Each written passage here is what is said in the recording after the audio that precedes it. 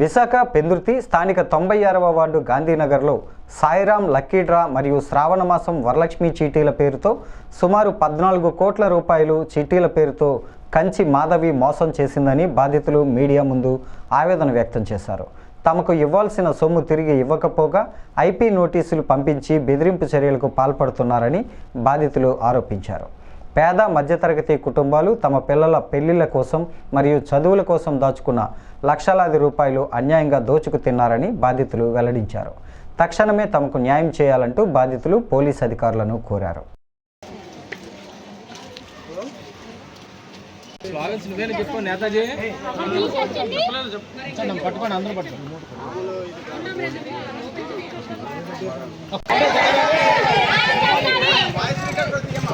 అనండి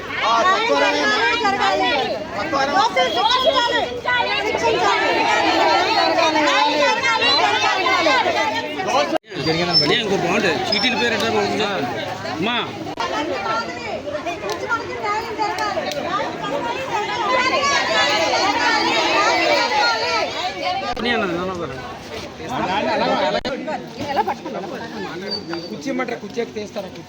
అలా పట్టుకుని చూపించండి అమ్మ. అందరూనే కదపకండి, మీరు అమ్మా ఏటమ్మది అటు ఇటు అమ్మా వెనకాల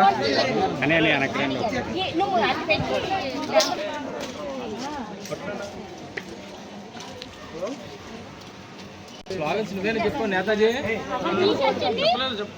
పట్టుకోండి, అందరూ పట్టుకోండి.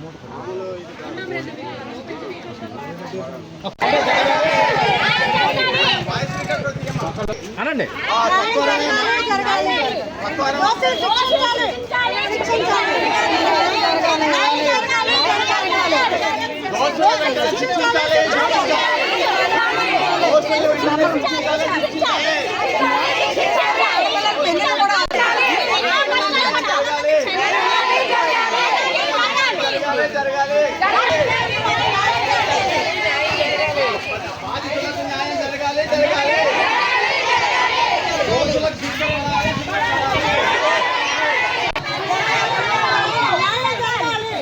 చెప్పిందంత అబద్ధం అబద్ధం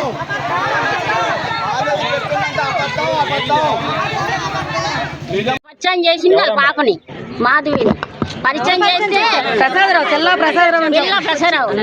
పిల్ల ప్రసాదరావుకి నాకు పరిచయం చేసింది మాధవి గారమ్మ అని. ఆవిడికి పరిచయం చేసిన 6 నెలలకి నేను కట్టానండి. చీటీలు కట్టుకొని వస్తున్నాను. నేను 14 లక్షలు ఇచ్చానండి. 14 లక్షలు ఇచ్చాను, 16 లక్షలు చీటీలు కట్టానండి. ₹1 కూడా నాకు ఇవ్వలేదు. 40,000 ఇచ్చిందండి, నాకేమీ ఇవ్వలేదు.